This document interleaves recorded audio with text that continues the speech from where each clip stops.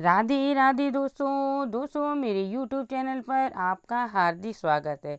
दोस्तों मेरे YouTube channel पर आप नए हैं तो सबसे पहले मेरे चैनल को सब्सक्राइब कीजिए, बगल में बेल आइकन उसको पुश कीजिए जिससे मेरी नई नई वीडियो की नोटिफिकेशन सबसे पहले आपको मिलती रहे।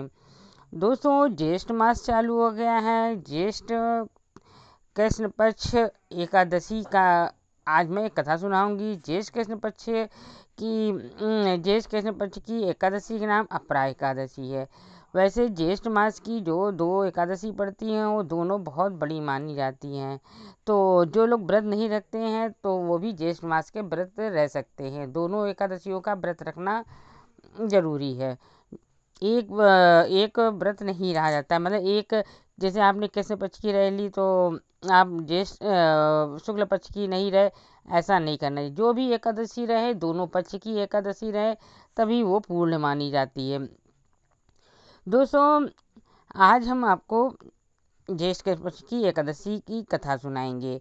उसके पहले यदि आप जब एकादशी का व्रत करते हैं तो एक दिन पहले से ही व्रत चालू हो जाता है। एक दिन पहले प्याज, लहसुन और चावल, मसूर की दाल, बहुत सी चीज़ें हैं जो नहीं खाई जाती उनको नहीं खाया जाएगा। उसकी भी एक वीडियो पड़ी है एकादशी के नियम की, तो आप उसको ज़रूर से देख लें।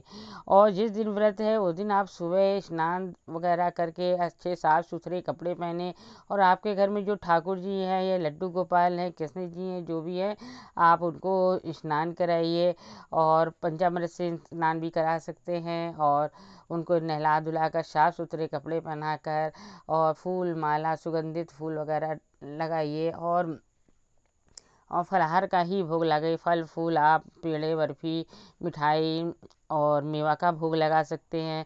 आप भी व्रत रहते हैं तो आप भी पूरे दिन फलाहारी रहिए। जितना कम हो सके उतना कम खाइए, ये नहीं कि दिन भर आप खाते रहें। तो व्रत का मतलब है कि हल्का फुल्का फलाहार ले लें।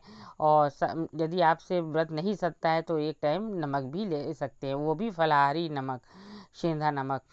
तो चलिए हम आज आपको एकादशी के व्रत की कथा सुनाते हैं। अर्जुन बोले, हे भगवान, ज्येष्ठ मास की कृष्ण पक्ष की एकादशी का क्या नाम है तथा उसका महात्म्य क्या है? इसमें किस देवता की पूजा की जाती है तथा इस व्रत को करने की क्या विधि है? कृपा करके ये सब मुझसे विस्तार से कहिए। श्री कृष्ण भगवान बोले, हे पार्थ, ज्येष्ठ मास के कृष्ण पक्ष की एकादशी का नाम अपरा है, क्योंकि ये अपार धन और पुण्यों को देने वाली तथा सभी पापों को नष्ट करने वाली है। जो मनुष्य इसका व्रत करते हैं उनकी लोक में प्रसिद्धि होती है। अपरा एकादशी के व्रत के प्रभाव से ब्रह्म हत्या, भूत योनि, दूसरे की निंदा आदि से उत्पन्न पाप नष्ट हो जाते हैं। इतना ही नहीं, स्त्री गमन, झूठी गवाही, असत्य भाषण, झूठा वेद पढ़ना, झूठा शास्त्र बनाना, ज्योतिष द्वारा किसी को भरमाना, झूठा वैद बनकर लोगों को ठगना आदि सब पाप अपरा एकादशी के व्रत से नष्ट हो जाते हैं। जो क्षत्रिय युद्ध क्षेत्र में भाग जाए वह नरक को जाता है, परंतु अपरा एकादशी का व्रत करने से उसे भी स्वर्ग की प्राप्ति होती है। जो शिष्य गुरु से विद्या ग्रहण करते हैं परंतु बाद में उनकी निंदा करते हैं तो वह अवश्य ही नरक में जाते हैं। वह भी अपरा एकादशी का व्रत करने से स्वर्ग को चले जाते हैं। जो फल तीनों पुष्करों में स्नान करने से या कार्तिक मास में स्नान करने से अथवा गंगा जी के तट पर पितरों को पिंडदान करने से मिलता है वह अपरा एकादशी का व्रत करने से मिलता है।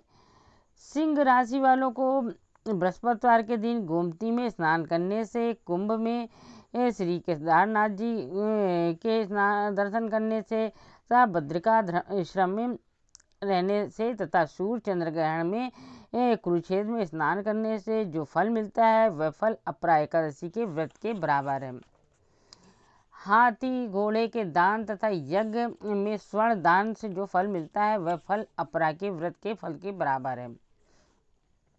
गौ व भूमि या स्वर्ण के दान का फल भी इसके फल के बराबर होता है। ये व्रत पाप रूपी वृक्षों के काटने के लिए कुल्हाड़ी के समान है। पाप रूपी अंधकार के लिए सूर्य के समान है।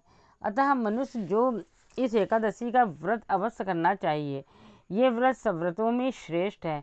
अपरा एकादशी के दिन भक्ति पूर्वक विष्णु भगवान का पूजन करना चाहिए, जिससे अंत में विष्णु पद की प्राप्ति हो। हे राजन, मैंने ये अपरा एकादशी कथा लोकहित के लिए कही है। इसके पढ़ने और सुनने से समस्त पाप नष्ट हो जाते हैं। और अपरा एकादशी हो या कोई भी एकादशी हो, उसमें भगवान जी को तुलसी जरूर से अर्पण करें। अपरा का अर्थ है अपार या अतिरिक्त। जो मनुष्य अपरा एकादशी का व्रत करते हैं उन्हें भगवान श्री हरि विष्णु को की अतिरिक्त भक्ति प्राप्त होती है। भक्ति और श्रद्धा में वृद्धि होती है। और इस दिन ज़्यादा से ज़्यादा दान करें। इसमें पानी का विशेष दान है। आप घड़ा, मटका, पंखा, गर्मी की चीज़ों का दान करें। ये थी अपरा एकादशी व्रत की कथा। आपको मेरी ये वीडियो अच्छी लगे तो ज़्यादा से ज़्यादा शेयर कीजिएगा। और मेरे चैनल को सब्सक्राइब ना किए हो, मेरे चैनल को सब्सक्राइब कीजिएगा। चलिए अगली वीडियो मिलते हैं। राधे राधे।